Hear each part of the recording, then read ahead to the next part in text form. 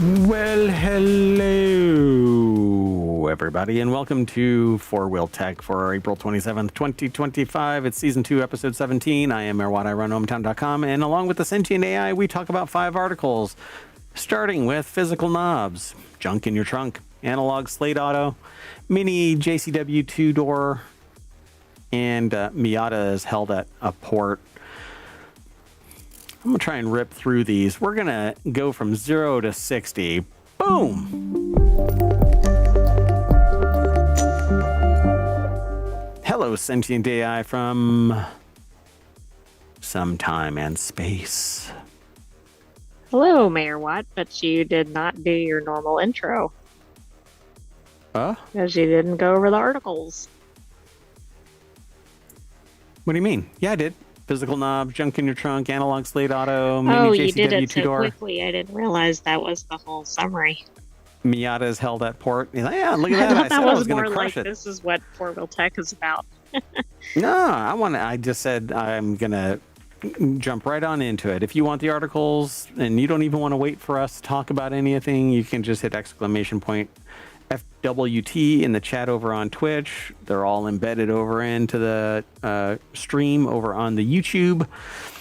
So first one is free. There you go, everybody. If you want the links, you can follow the links and talk along with us. But this is the front page of ohmTown, and then inside that is FourWheelTech. It's right here, right there, FourWheelTech, under Science and Education. There's a bunch of intermixed stuff. 50 channels, 7 of which are, well, 6 are focused. 1 is called Non Sequitur News, and we basically take a sample from everywhere, although we're not limited by the show name for the other 6 shows. Like this, FourWheelTech, we can take from anywhere at ohmTown. Anyway, I wanted to be really streamlined because I want to know if you out there, dear listeners or dear watchers, would rather us just get right to the news and get in, get out, or if you like the 30-minute shows and the 1-hour shows, because I see some people that are dedicating, I mean, they're doing this really. So there's different audiences, right? Some audiences already know to some degree what you're talking about. And so when the host summarizes in only a minute the breadth and depth of the article that they're talking about or the topic that they're talking about, they move on.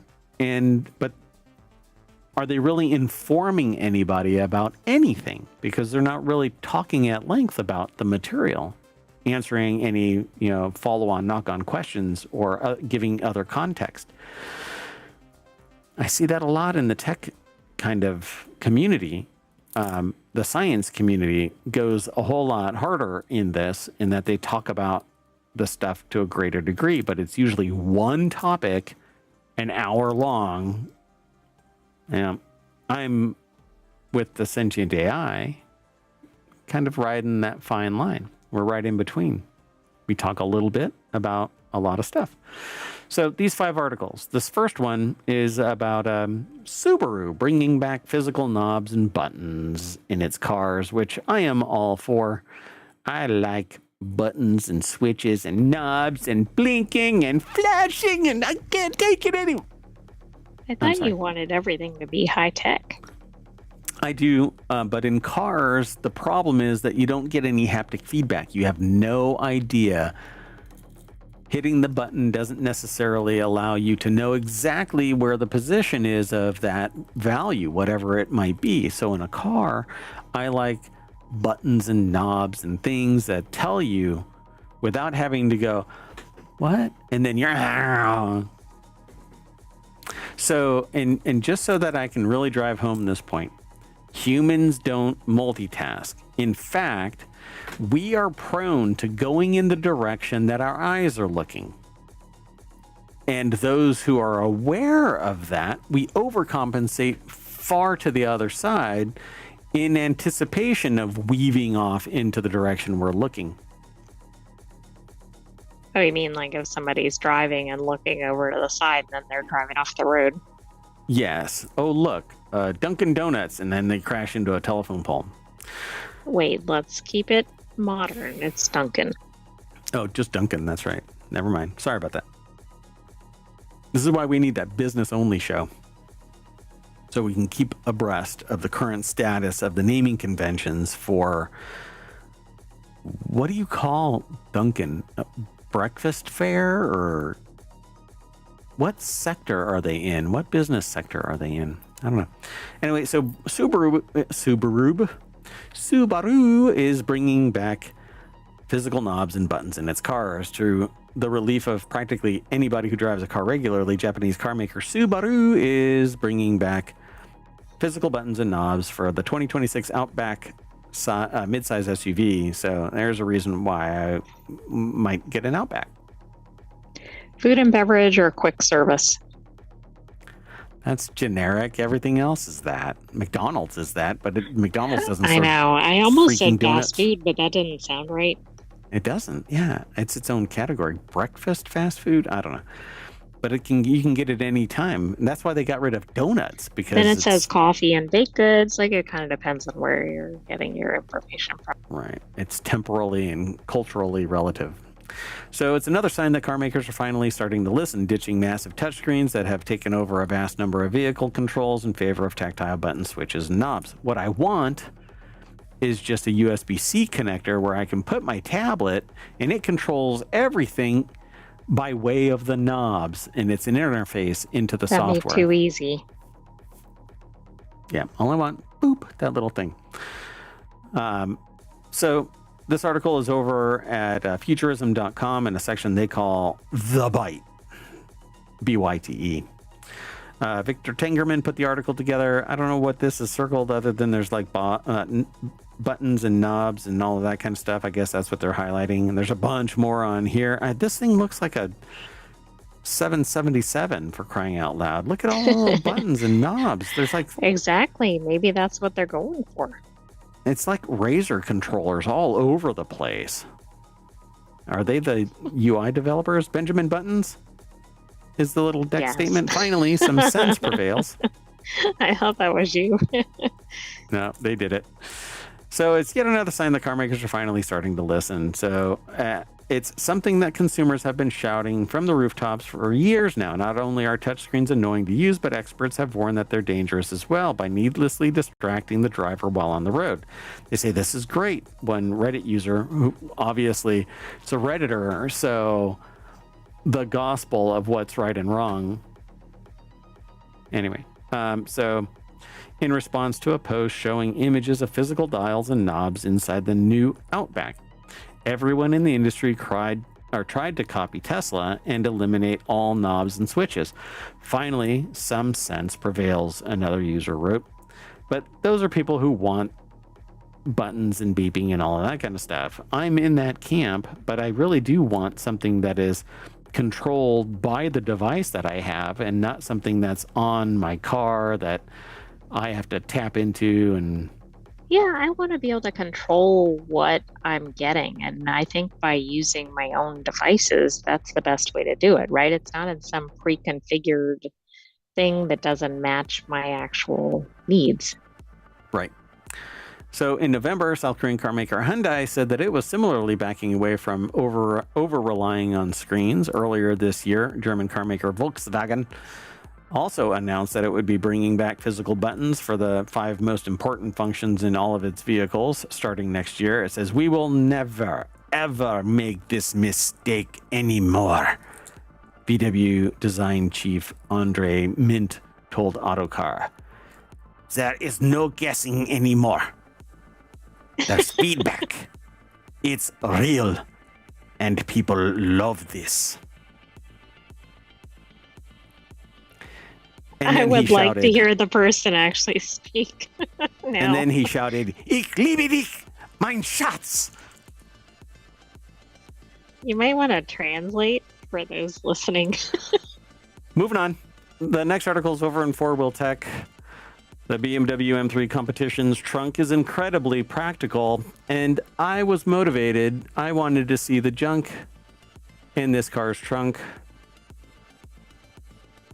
When pressed to errand duty, the author of this said, "I ended up," which is kind of funny because we're talking about a trunk, ended Anyway. I think that was probably intentional. Whoa, whoa, whoa. Did you ask permission? It says I ended up being able to shove far more stuff in there than I ever would have expected. By the way, I love this car way more than I should. It has kind of a weird design aesthetic because it has these two little, it looks, I don't know, like two really big nostrils, like scooping up air. And I don't know. I have this picture of some alien thing with like really big. Colin Woodward over at Jalopnik put the article together. But I love the design of the car. This whole aerodynamic, I dig. This matte red color is Not pretty, gray or black or white. it's pretty amazing. Yeah, gray is actually kind of, gray, black, and white has dominated. We've talked about that. Yeah. That's why I commented on it. So this car, it says Mini recently invited them down to Savannah to drive the new John Cooper Works models, which is another article that we're going to be talking about, but not particular. Maybe this one. Maybe this person. I don't know. It's from Jalopnik. Anyway, moving on. Specifically the M3 competition. I know. Focus, Mayor Watt. Focus. The sentient AI I hear the sentient AI. Okay, so we have this loudspeaker system all throughout ohmTown, all streets, all houses, everything. There's this big booming voice from time to time, and it's focus, Mayor Watt. And I'm watching, always watching. That's Anyway, right. Don't forget it. Oh, man. It's going to be awkward in the bathroom this time. It's very apparent that you're always watching. So no sense driving 2 hours to the airport, going through security, taking a flight when they could get there faster in a car, right? However, since all the minis were down in Savannah for the drive, they sent me a BMW.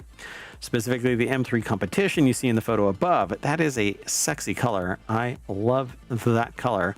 Maybe that color can be put on the analog Slate Auto truck that we're going to talk about, because that truck is pretty cool. But we'll see.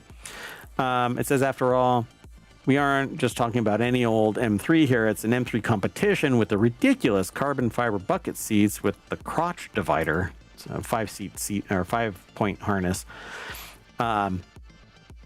So there is the trunk. But why are they even talking about this? It says he may not be able to tell from the photo, but there is a ton of room back there. Plenty of room for a bunch of junk to be put in the trunk.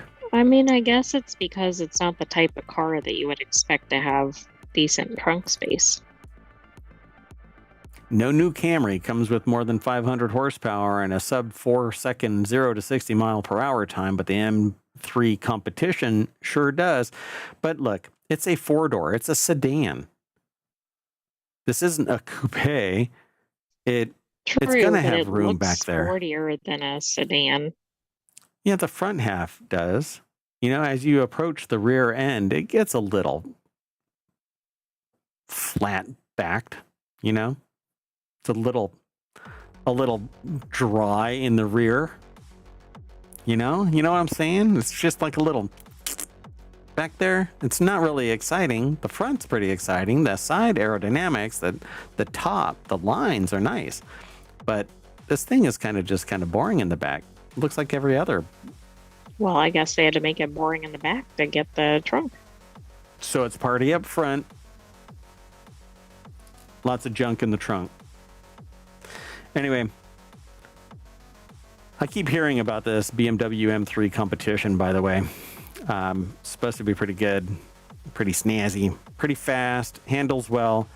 Says, I mean, kids probably won't like how stiff the M3 is, but you never know. Maybe your kid is different. Just do yourself a favor and get the regular sports seats, especially if you describe yourself as anything more than dainty or petite. They say, I'm probably 145 pounds. Yeah, in your bra. Just kidding. I don't know how big or small this person is. But I just watched Liar Liar, and anyway. And even if they're getting close to being too wide to sit comfortably in the buckets, so get more comfortable seats. but you got a lot of room in your trunk for all your junk. Moving on. Unless you want to say something. You want to back up? You can talk about the junk in your trunk. I don't have a trunk. Uh, I'm Should I just move lacking on? some junk in my trunk. I know. There's a lot of storage. Are So you the trunk next shaming article. me? Yeah. Did you just assume my volume?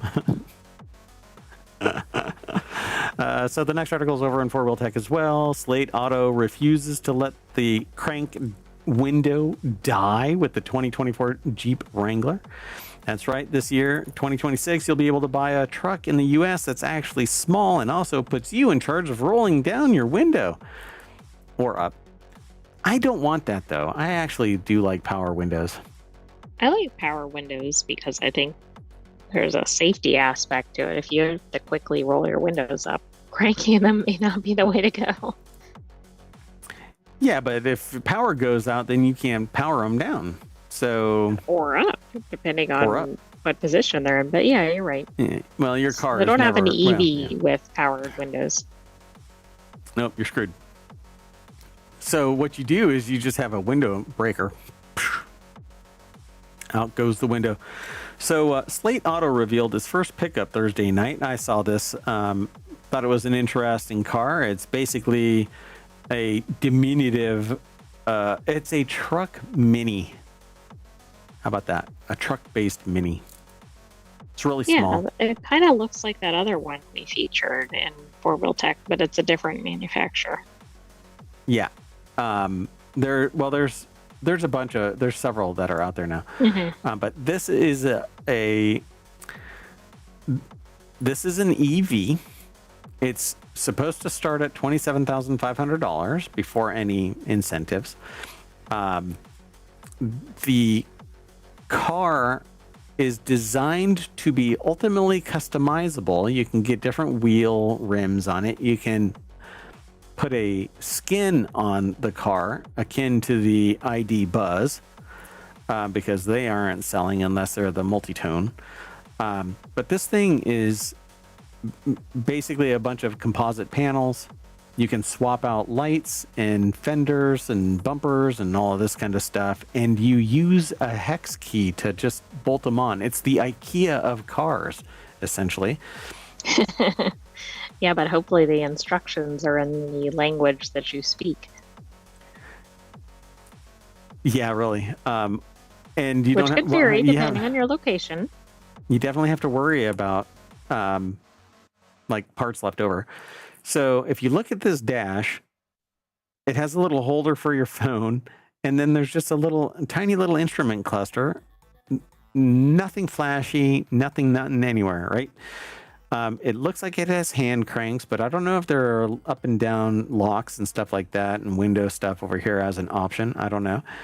But they do say that's right. In the year 2026, you'll be able to buy a truck in the U.S. that's actually small and also puts you in charge of rolling your windows up and down. It says it's cool, it's nostalgic, and while they're sure that it doesn't actually save much money, they really appreciate an electric startup bringing crank windows back to the U.S. for the first time since, checks notes, the 2024 Jeep Wrangler. Yep, if you weren't paying super close attention, you might have assumed crank windows had been gone for longer than a single model year. But Jeep did technically offer crank windows for both the Wrangler and Gladiator right up until the 2025 model year. Yeah, that's So- Slate Auto, the interior is this flat gray whatever. The outside is this flat gray slate. It's all slate. The whole thing is slate. You have to get it customized. The color would be offered by either third-party solutions, bolting it in, getting them reskinned in some way, but wraps for the outside of the car. Other beeps and whistles come in the shape of additional things that you can purchase. You unbolt them and bolt them on, or you send the parts to a dealership or an authorized service center to bolt them on. it's like kind of, I don't know what, like modular or like Lego or something. Yeah, Lego. The only thing that I don't like about this is that it's perpetuating the solid sled as the battery pack. There is no fast swap batteries, and this thing, even its That's true. extended version, is only 240 miles. Its Yeah, initial range is that's too bad. 120. It Rear-wheel seems like drive a only. vehicle like this is the place where you could experiment with that. Yeah, exactly. You're just now starting out. Do it right. You know, even if you don't have the infrastructure for fast swap batteries, you can have the mechanism in place so that when fast swap batteries do get adopted, you can pull these batteries out, put newer batteries in, and start the infrastructure build out of fast swap battery technology. This is what I want them to do. And you go, well, you know, what happens if battery technology changes? Well, the industry can continue. If you get more efficient batteries, that means that they're going to be in a smaller package. So you can put more into the same compartment as long as you have the same interconnect. You don't have to worry about fitting in that volume because they're going to be more efficient. And more efficient means that you can have them smaller, or you can have them the same size and have a massive amount of power available. But nobody is future-proofing these cars. No, they're just following what's already out there. Yeah, there's some weird, stupid dynamic about manufacturing these things where the battery pack has to be integrated into the sled. And I think it's dumb. But anyway, the whole idea behind this thing is to make this thing an inexpensive EV truck. But with 120 mile or 240 mile range, you throw anything short of maybe a dog in the back of this truck, and it's not going to go 120 miles. It's not going to go 240 miles. It's going to go 100 miles. 2 miles. And then, yeah, downhill in a hurricane. Anyway, love the idea of it, but I really wish that it would have been hybrid. So hydrogen power, put right back here the fuel cell, so I can just slide in one of the, is it Toyota or Yamaha or something? I don't know who it was that has the hydrogen fuel cell car. It isn't the Mirai. It's Toyota, yeah. But it isn't the Mirai. The Mirai is DOA because of other problems. Because of lack of infrastructure. Yeah, which is dumb. You can build out infrastructure. If you're going to sit there and build these stupid charging stations all over the freaking place, you could have done the Mirai a service. Anyway, we went on. And look at that. We're talking about the Mini John Cooper Works 2-door. Is a hoot, but you probably still want the Cooper S. The Cooper S convertible is a better buy than the John Cooper Works hardtop, but if you can justify the price, the JCW Cabrio, sure, gives you the best of both worlds. I thought that was a brand name of another manufacturer. Yeah, the Cabriolet. Yeah. Colin Woodard put the article together. You know what? Let's do it live. Cabriolet. Do do do do do do do do do do. From cabrio, goat's leap, or cabrioler, to leap in the air, so named because of the carriage's motion. Cabriolet. Oh, interesting. That's what the word comes from. Caper, because of the vehicle's light bouncing motion. So I don't know where it all, I mean, it's imported from France to England in the 1790s. The Cabriolet was originally a 2-seater driven by its owner with a platform on the rear for something else. I can't read the rest of it because it's truncated. But anyway, it means carriage, cabriolet, carriage. So the Cabrio basically is a convertible 2-seater, and Colin Woodard put the article together over at jalopnik.com. And look at that. It is the same person, because it says that meant that they got to drive there instead and get there in a BMW M3 competition. But once they were there, they were able to drive the 2025 John Cooper Works 2-door hardtop and convertible in there. I don't know. That's the hardtop. Even though minis aren't really about the numbers, their readers are. And so let's lay out some numbers. Regardless of whether you get the coupe, or coupe, or convertible, the John Cooper Works gets a turbocharged 2-liter inline-4 that makes 228 horsepower and 280 pound-feet of torque. That's enough to get the hardtop up to 60 miles per hour in 5.9 seconds, while the soft top takes just a tick longer at 6.2. And if you want to put a hardtop in your garage, it'll cost you $40,000, including destination, while the convertible will run you a cool $45,000. I round up. Well, with taxes and fees, it's going to be higher. And that first tank of gas and all of that. So the Mini Cooper S starts at $33,000. Let me round up to the nearest 1,000. So 34,000 makes 201 horsepower, 221 pound-feet of torque. Upgrading to the convertible adds another $5,000 to it. So you're still a convertible below the John Cooper Works, which is standard fare. The main thing with the John Cooper Works is that it's a beefed up engine, transmission. The drivetrain is beefed up, and that's really what JCW is all about. Right, so it depends on what kind of driver you are, I suppose. Yeah, and there's a bunch of different variants of all of the minis.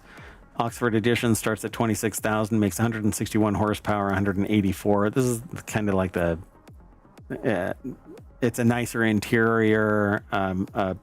I think there's a proprietary color. I think it's like the British Racing Green makes it this tan interior. I think that's the Oxford Edition. If you want to get, or if you really want, though, you can get the Oxford Edition. At least those are the prices Mini would like to charge. Who knows what tariffs are going to end up impacting the thing. And yeah, I'll have to leave it at that. So at any rate, Mini also added a single pipe center exhaust, which serves as a nod to the original Mini Cooper. And on the one hand, they appreciate the Easter egg, but on the other hand, I think that a dual exhaust does look better. Yeah, it makes it kind of a little, I don't know, just kind of pooting out its exhaust in this one little pipe. I don't know how big that pipe is, though. Maybe if it's, a 2.5 inch or 4 inch exhaust, then it's exhausting a whole lot of, but it's probably this 1.5 inch pipe that isn't very impressive. When you're ripping it down the road, it's sitting there going, yeah, but it's also a Mini, not a muscle car. Like a balloon, and somebody's letting the air out. So they say convertible all the way. Now, I like Mini Cooper's hardtop. Maybe a removable hardtop, but I like the lines of the hardtop. Yeah, the hardtop Mini does look. It's yeah, hard. Give me a moonroof, sunroof, whatever you want to call it. What's the difference between a moonroof and a sunroof? Is it power? No. Moonroof doesn't open. Doesn't open at all. So they say convertible all the way, top down the whole way home. Would be a fun ride, but I don't know. These two doors, they have seats in the back, but I swear, unless you are a toddler. Flat Stanley. Flat Stanley. Like two-dimensional. So yeah, minis are no more, or manual minis are no more.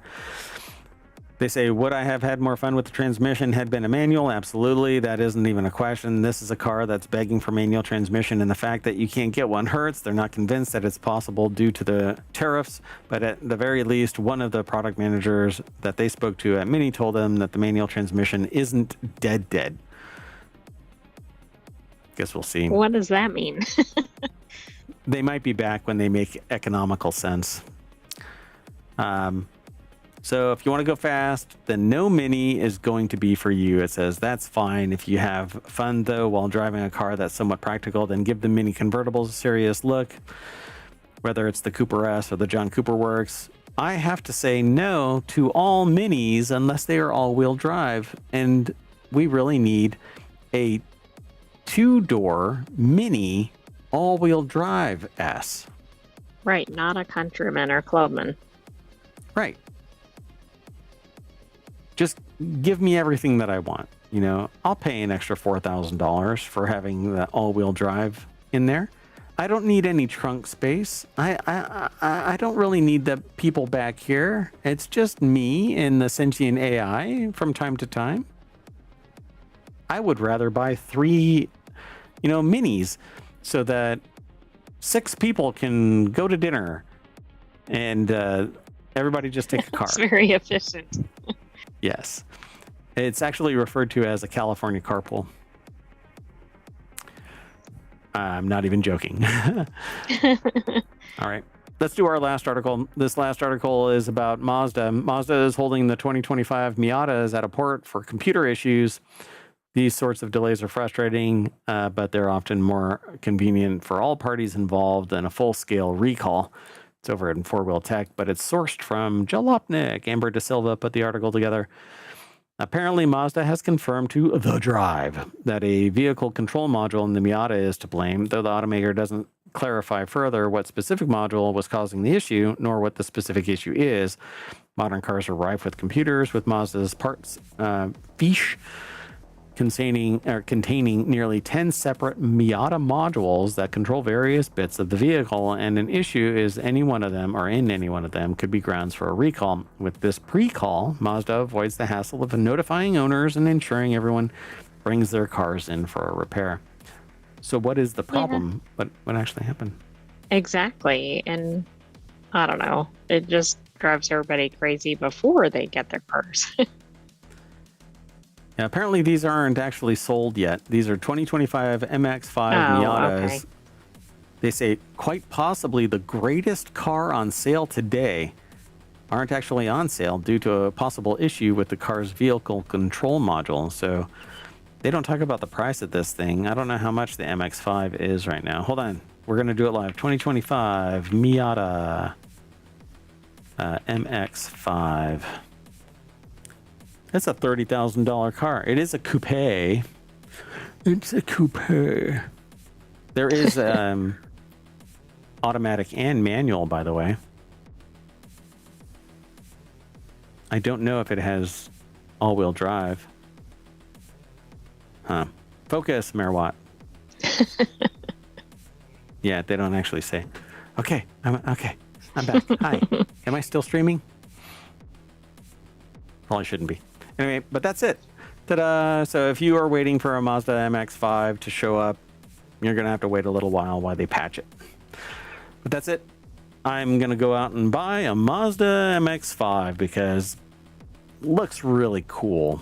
I really like that.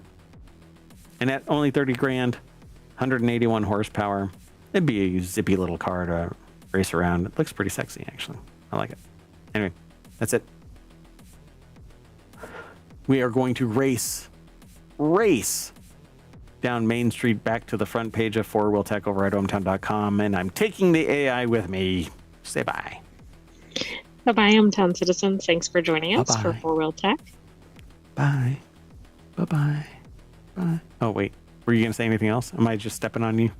And you're just talking over me, so I just stopped talking.